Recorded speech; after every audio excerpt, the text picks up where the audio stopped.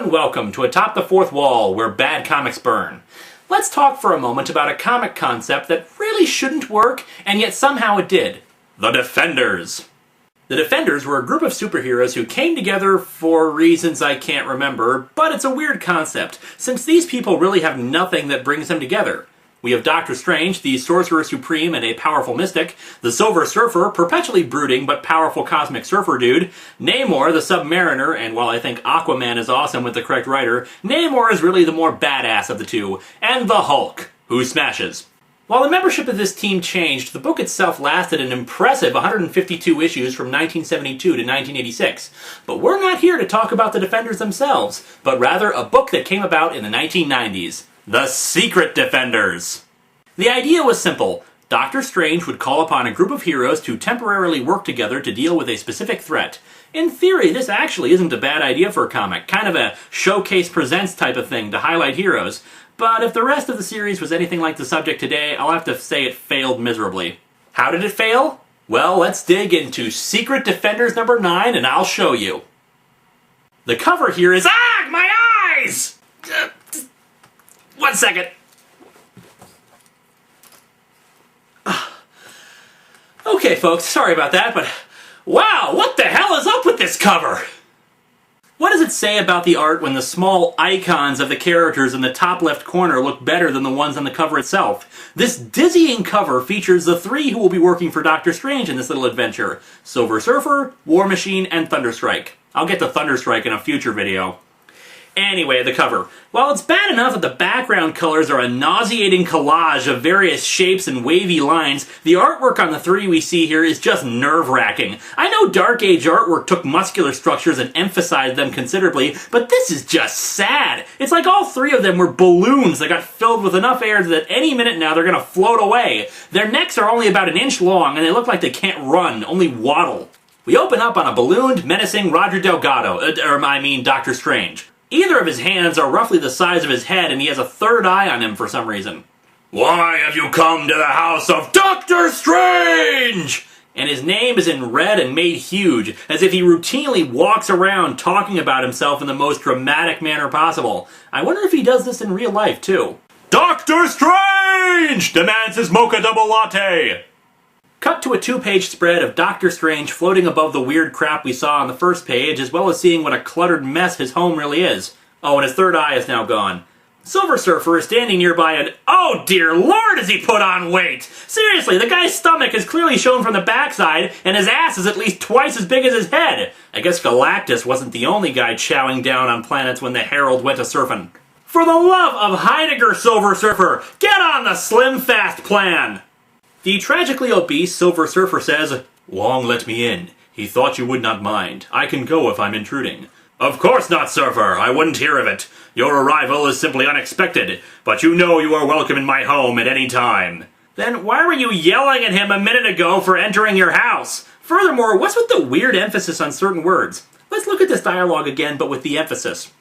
Of course not, Surfer. I wouldn't hear of it. Your arrival is simply unexpected, as are all your appearances lately. But you know you are welcome in my home at any time. Weird. The Surfer explains that he needs some help, and now it's time for the old flashback to kick in, detailing stuff that no one really cares about. Here's the gist of it. Apparently, a self-styled pirate named Nebula tried to steal the Infinity Gauntlet from Thanos and was imprisoned on Saturn's moon Titan. She broke out and now wants revenge on the people living on Titan. By the way, while it's nice that we have this kind of exposition for new readers, it's probably not a good idea to remind people of other better stories they could be reading instead. The Surfer further exposits that she's mustering forces on the Martian moon Phobos. Since when did Phobos have its own recruitment center for evil henchmen?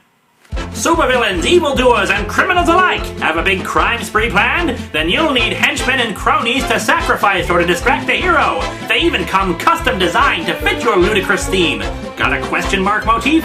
All punctuation is correct. Do you make constant ice-related puns? Try our new evil hockey player theme. Prices may vary, hench girls only included in some packages.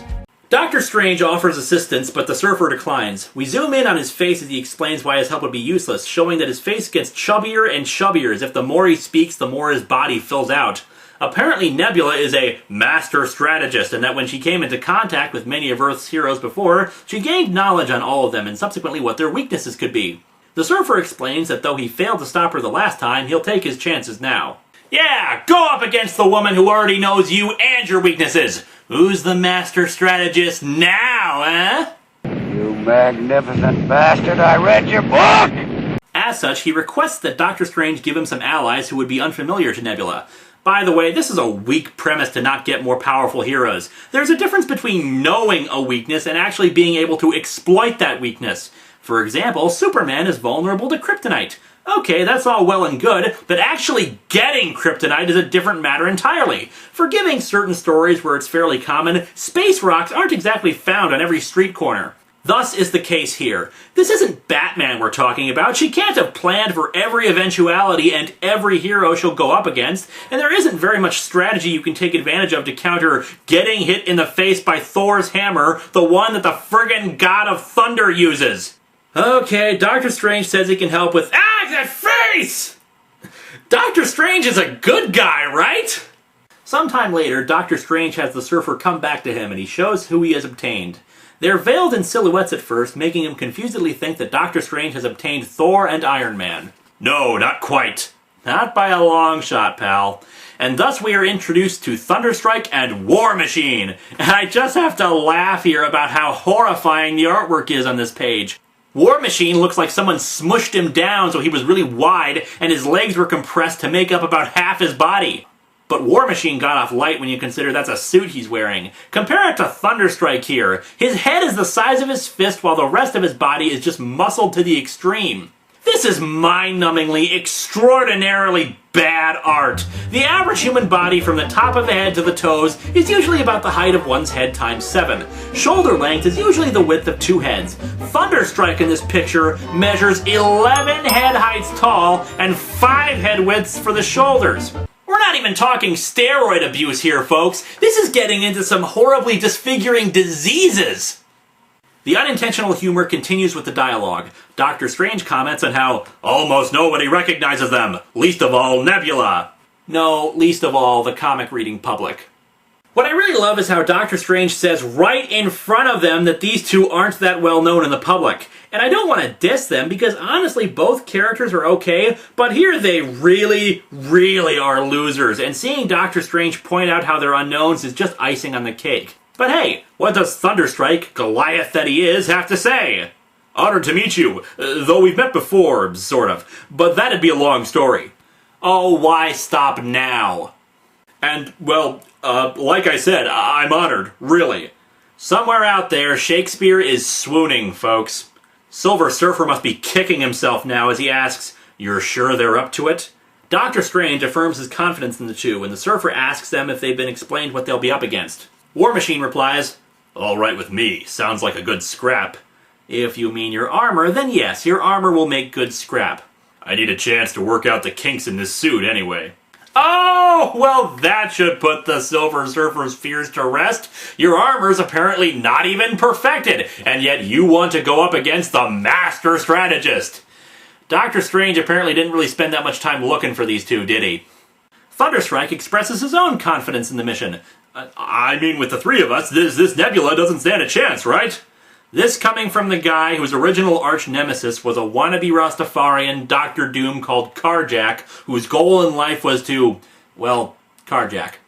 On top of that is War Machine, who I'm sure has quite an arsenal that would make him a threat on Earth, but the amount of alien technology at Nebula's disposal must easily trump War Machine's weapons. And I hate to say it, but he's pretty much useless in this fight because Nebula's already encountered Iron Man, who uses the same tech and therefore she can out-strategize him. Here's a thought. Instead of bringing in two losers that even Doctor Strange admitted nobody recognizes, how about you organize the Avengers, the Fantastic Four, and every other hero at your disposal and go on a huge assault? Sure, she's a master strategist, but it's kind of hard to think about strategies when you've got Captain America's shield smacking you in the back of the head, Spider-Man's webbing in your eyes, Wolverine slashing at your stomach, and Iron Man's repulsor rays knocking you into a wall, and all at the same time! The Silver Surfer warns them not to get overconfident, especially since even by his own admission, We are only 3, and it's certain Nebula has gathered a sizable force by now. Her troops will be well armed and well trained. This is gonna be like the superhero Bay of Pigs, isn't it? Doctor Strange teleports them away amidst more nauseating magical effects, and we can see once again that apparently between panels the heroes have gained significant weight, making me think this is actually going to be a superhero Bay of Pigs orchestrated by Fat Bastard, an elderly Marlon Brando, and Chris Farley. We cut to a 2-page spread of the battle on Phobos. It's the kind of battle one would see in a big event comic, only it's ridiculously lame compared to the group shots in those books. We have only 3 heroes here, and the rest are just an assortment of unrecognizable aliens who are either standing around or just getting blasted by Silver Surfer, War Machine, and Thunderstrike by Die Hard's crotch! What the hell happened to Thunderstrike's spine? He's curving his body more than a female character drawn by Michael Turner. Somewhere, Rob Liefeld is looking at this image and crying tears of joy. The Silver Surfer says he'll go on ahead to hunt for Nebula while the other 2 take on the horde of alien soldiers. War Machine responds with a nonchalant, "Fine, everything's under control here." I guess he's as bored with this as the rest of us. Anyway, Silver Surfer flies up, blasting an alien in half. Come to think of it, all 3 of them aren't exactly pulling their punches to prevent slicing and dicing the alien soldiers here, as he reasons where Nebula could be. Resistance is heaviest near Nebula's flagship. I suspect that's where I'll find her, waiting for me. I won't disappoint her. So his plan is to fly into Nebula's flagship, guns a-blazing, right where she wants him to, and what exactly? I guess Silver Surfer's plan is 1. Fly right into Nebula's hands, 2.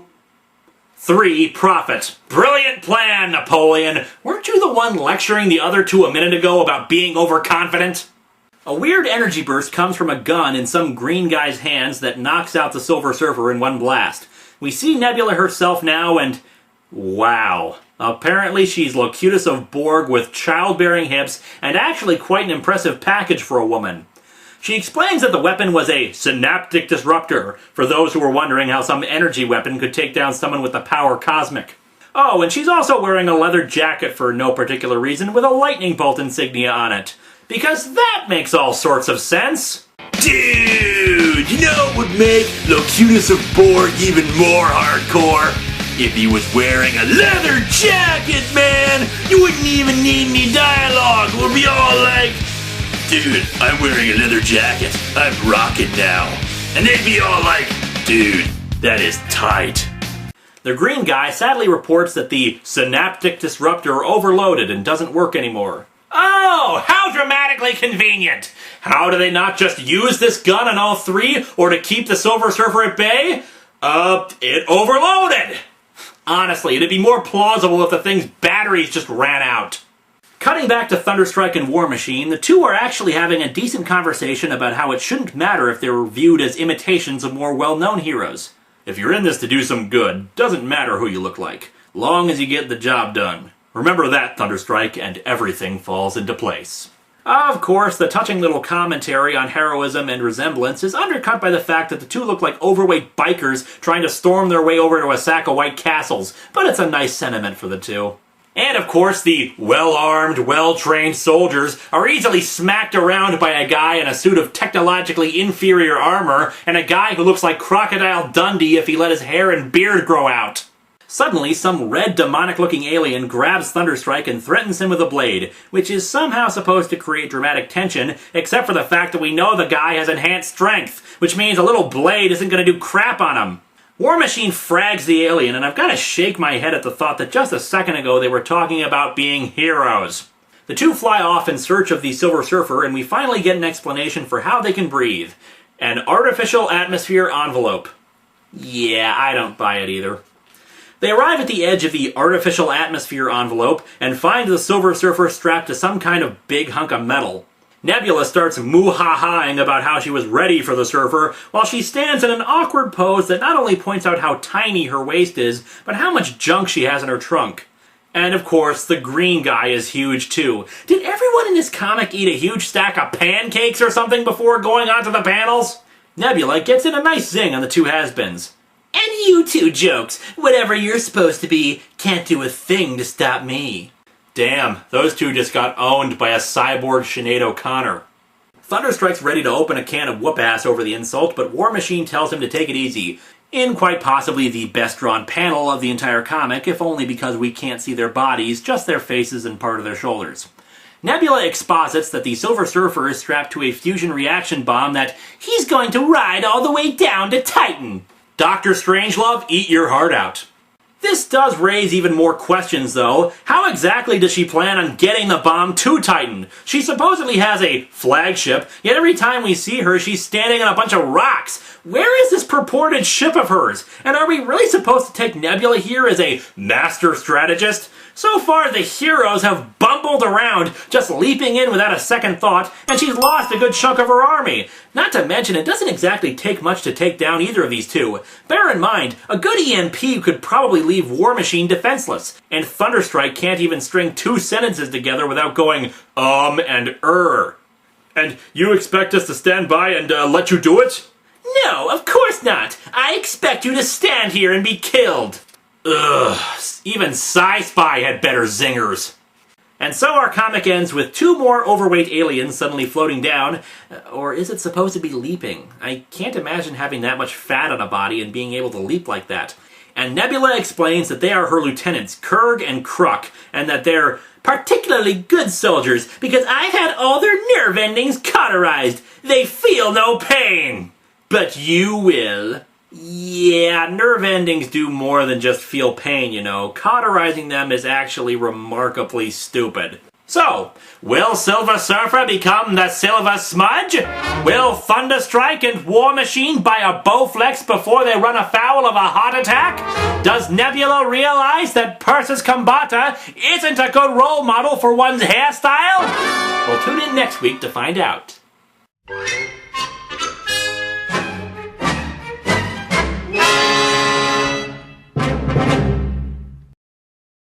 I'm totally gonna make it into the theme song.